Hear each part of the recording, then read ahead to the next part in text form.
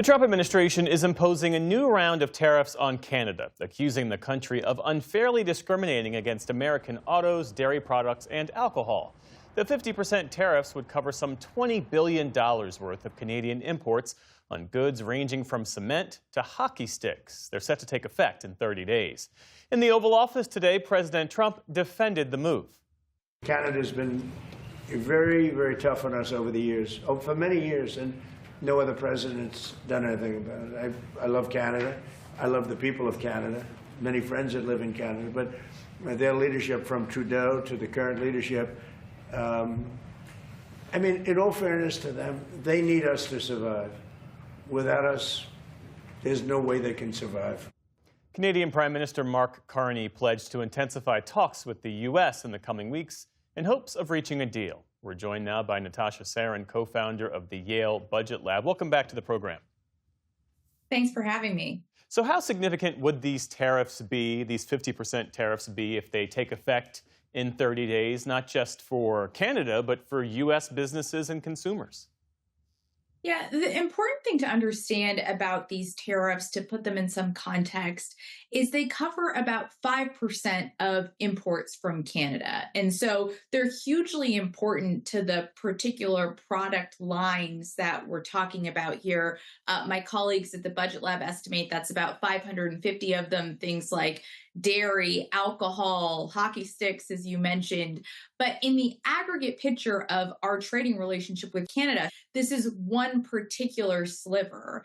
It would drive up the effective tariff rate with Canada quite significantly, in part because the tariffs are being levied at such a high rate. You're talking about, on a narrow base of products, a 50% tariff that is very consequential, but it's not covering the swath of everything that we're importing from Canada.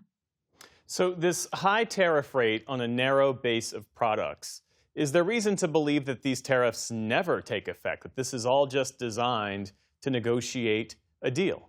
You know, the effective tariff rate in the U.S. has changed some 60 plus times in the second Trump administration.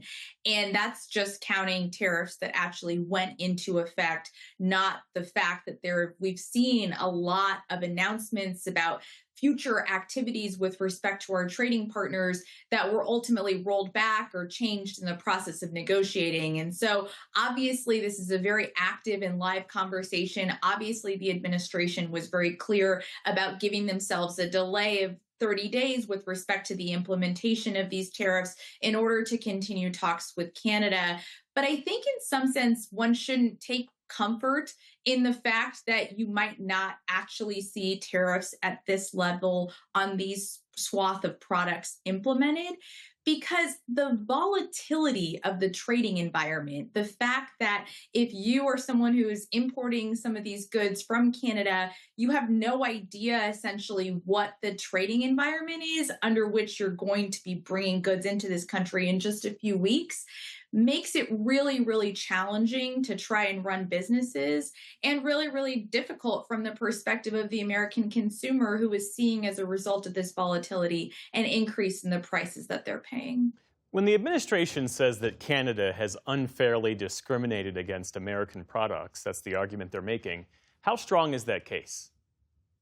You know, one thing that I think it's really important to sort of clarify a bit is the timing of the alleged inappropriate practices on behalf of Canada with respect to our products.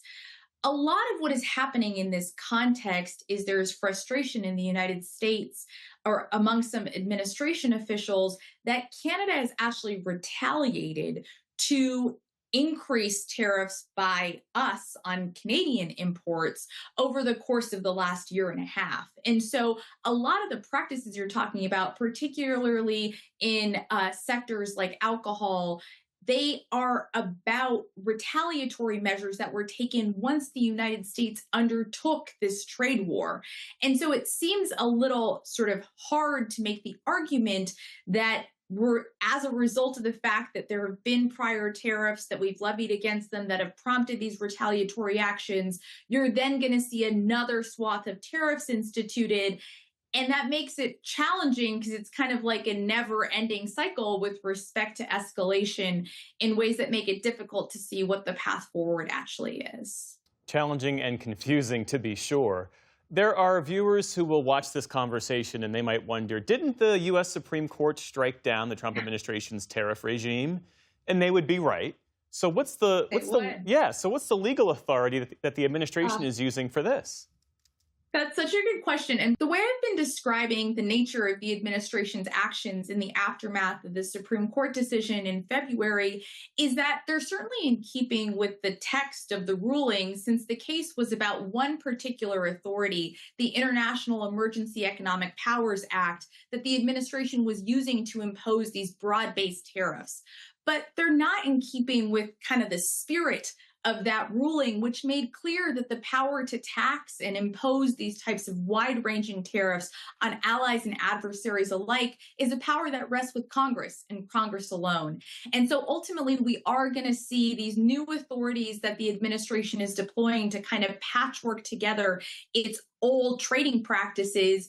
We are going to see those legally challenged, and a bunch of those cases are already making their way up to the Supreme Court.